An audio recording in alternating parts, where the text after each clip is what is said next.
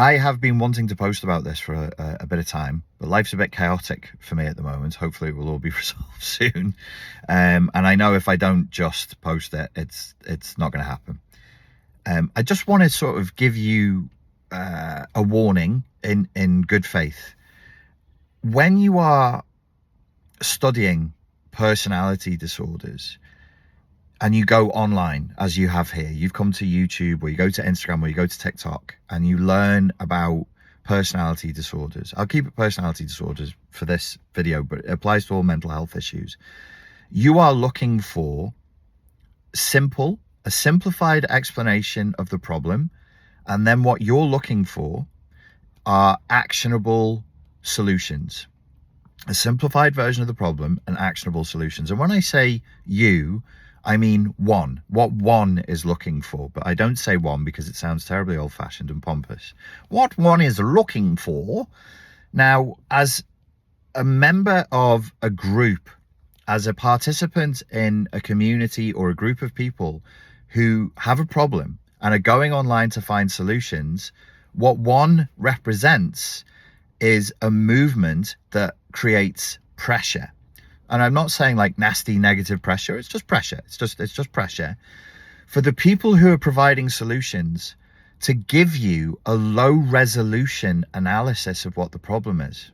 So let's say I'm 32 years old. I have 2 kids, and I'm waking up into a nightmare where I realize, like, the woman I've got 2 kids with, I think she has this thing called a personality disorder.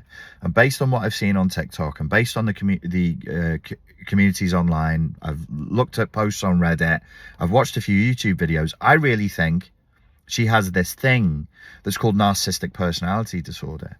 So there's a few people I like on YouTube, there's a few moderators on Reddit, there's a few people who are speaking on TikTok, and I really like their style. So I go to them. So one goes to them and says, tell me what the problem is and tell me how I'm going to fix it. And this is the warning.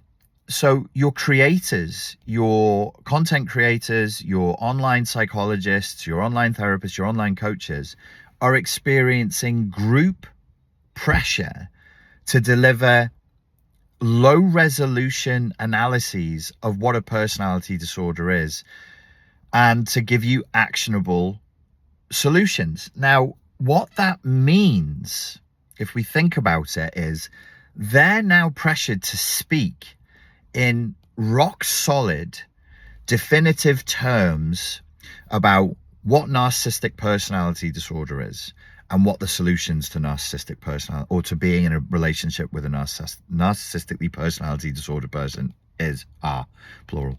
Whew, that was a hell of a sentence. They're under pressure to do that. And I and other content creators fold all the time to doing that.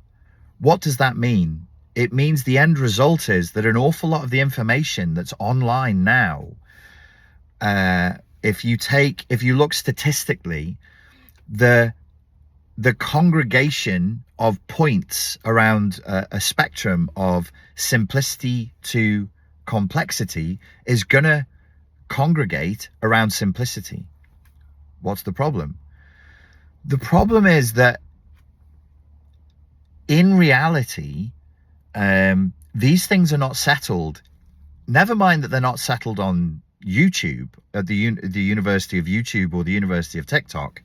These are not settled conditions in the academic world. These are not settled conditions in the clinical world. There isn't universal agreement on what these things are. So I'll give you an example. Somebody comes to me and they say, what will a narcissistic personality disordered person do under situation X or in context Y? And in my head, I'm going, how the hell do you think I would know that? And then I step out of myself and I say, well, hang on a second. Psychiatry has and psychology, we're all downstream of, I'm not a psychiatrist, I'm not a therapist. We're all downstream of this culture, of this language, and it's a disease-based model.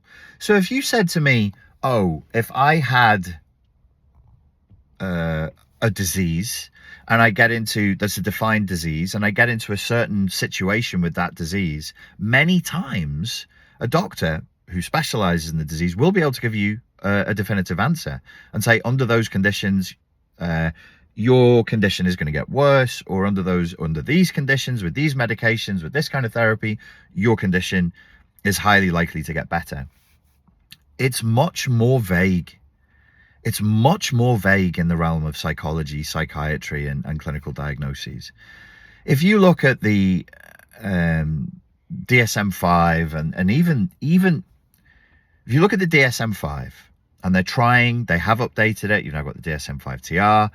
They have updated it. What were the predominant updates? The predominant updates are really an effort to change the model itself by which we look at personality disorders, because it desperately needs changing. The classical definitions for, let's just say, narcissistic personality disorder, we're looking for 6 out of these 9 traits, and then we're going to give the person a clinical diagnosis of narcissistic personality disorder. What are these 9 traits? These are external, observable patterns of behavior, essentially, that have a degree of moral judgment behind them. And that's, as far as I can tell, that's at least 20 years old, at least. And the model that came before that wasn't much different. So you could be saying that really this is like a 30-year-old, essentially it's a 30-year-old clinical diagnosis. The problem that we're running into time and again is you've got, and I'm not being patronizing, I'm not being condescending, I may be somewhat interested in astrophysics, but I am a layperson. So I haven't read the literature. I haven't read and studied it for years. I'm just outside of it going, wow, this seems cool. So I go on a forum like, what about this? What about this? What about that? That means I'm a layperson in that context. Similarly, in the study of narcissism, unless you have spent years, literally years of your life studying the subject, why would you? You've got stuff to do. I just said, like, I say I'm like a 32-year-old dude. I've got a 9-to-5 job. I realize my wife has narcissism. You want me to have a high resolution understanding of a complicated, not agreed upon clinical problem. Why would I do that? You wouldn't. And no one can expect you to. But be careful.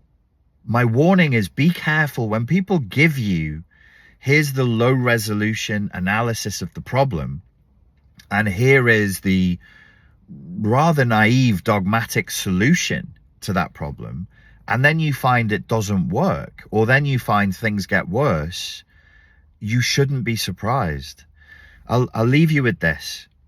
I think what people are doing, and it's not people, laypersons are doing, are following largely what the clinical literature was and has been for 30 years. So you go, here's narcissistic personality disorder as a discrete disorder. These are all clustered in what we call cluster B disorder, but it's discrete to psychopathy and it's discrete to borderline.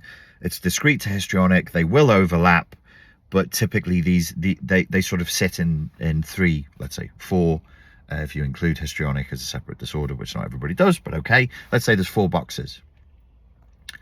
So, excuse me, you now have 4 discrete boxes. So if inside of your head you've created a model that you go, a person can have this disease, there are 4 variations of this disease in the cluster B, and it's fixed. Well, it's not your fault that you think that. That's the way it's being spoken about, but it isn't fixed. It isn't fixed. And the way we map a problem massively influences the solutions we come up for the problem. So if you end up with some rather naive and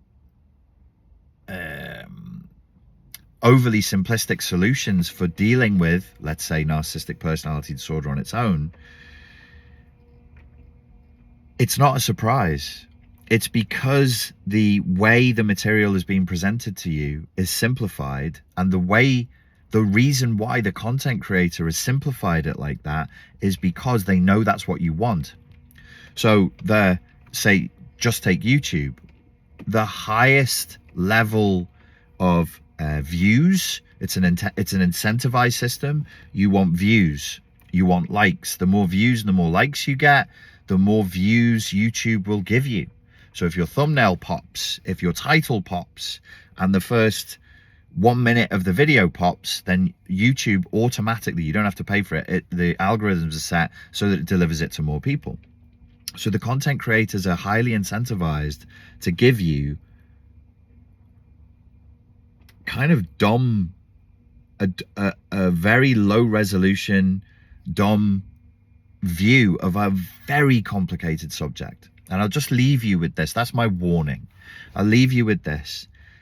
Don't think of the personality disorders as being a disease that is discrete, that is set in stone, that is static. Think of the personality disorders as moving. You may have heard this before. You know, we have the yin yang symbol, and the way it's drawn, the way it was painted for millennia is static because we didn't have the technology to have it moving. In Chinese philosophy, in Chinese medicine, it should always be thought of as moving. That is a moving symbol. Because stillness in Chinese medicine, if the yin yang symbol stops rolling, it's rolling. If it stops rolling, the patient is dead or is imminently going to die. So everything is moving, everything is rolling. These personality disorders are rolling, they're moving. So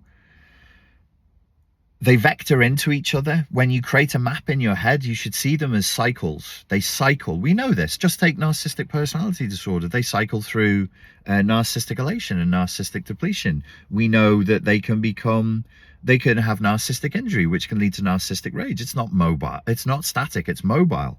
Plus, we know it's highly comorbid.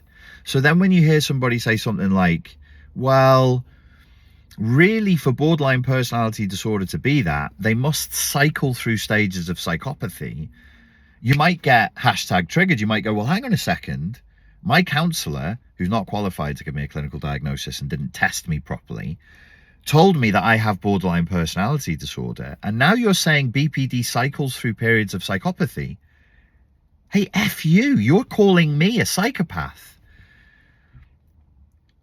These are not slurs. They're not insults to be thrown at people. These are clinical definitions, or they're trying to be. And we do have to face facts. The majority of people who walk around saying that they have borderline personality disorder, the overwhelming majority don't. They were not tested under clinical conditions. The person who gave them the diagnosis is not supposed to give personality disorder diagnoses. Their opinion counts, their opinion is relevant, but a counsellor telling me I have BPD is below the line of clinical validity. I need a qualified clinician to give me a test for BPD, and preferably they should be a specialist in borderline personality disorder. So think of these things as mobile, think of them as moving. And I'm not trying to heap, you might hear this video and be like, God, I've got enough to think about, I've got enough stress. I'm trying to warn you and I'm trying to prepare you. I'm not trying to heap more on your plate. What I'm trying to do is offset that horrible moment where you're listening to content creator A, content creator B, content creator C. You think you found what your partner's problem is and you go, oh my God, at least finally I understand what was wrong with my mother. I understand what's wrong with my father. I understand what's wrong with my wife, and so on. And then you hold to that. And then your wife does something completely outside of that content creator's frame for their map of the problem. And you go, oh, well, it can't be that then. Final thing, just to keep in mind when we're being logical, rational adults. If I say to you the statement, all water is wet, that is not the same thing as saying all wet things are water. Do you understand that? I really hope you do, because there's so many people online who don't. You say something like, narcissistic personality disordered people are frequently very, very anxious. And then people will say, I have anxiety and I have anxious moments. Does that mean I have narcissistic personality disorder? That's not how that works. If the map that you have in your head isn't matching the reality that you see in front of you, don't panic. Like narcissistic personality disorder alone, like the psychopathy box will open another day. The borderline box, you open that and it takes a good long period of time to really understand what we're talking about with borderline personality disorder. It is one of the most misdiagnosed personality disorders.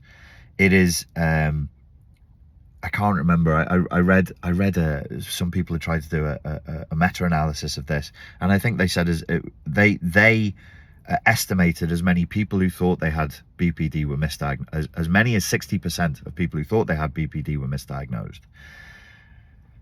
Frequently, the clinician is blind to considering PTSD, CPTSD, and oftentimes as well bipolar is misdiagnosed as borderline personality disorder. So don't panic, don't get stressed out, keep an open mind. We're reasonable people, we're looking for the truth, and we can get to it. We can get to a semblance of sanity through the chaos, but shortcutting by giving highly simplified, low resolution analyses of the problem and then overly rigid, dogmatic and highly simplified solutions to the problem isn't the way. That's not the way to do it. That's not going to help, and it's going to leave clients, it's going to leave followers, it's going to leave people studying the subject feeling more confused and more isolated than when they began. I had to get that out. Ladies and gentlemen, thank you very much for your time and for your attention. I hope that was useful, and I look forward to speaking to you soon.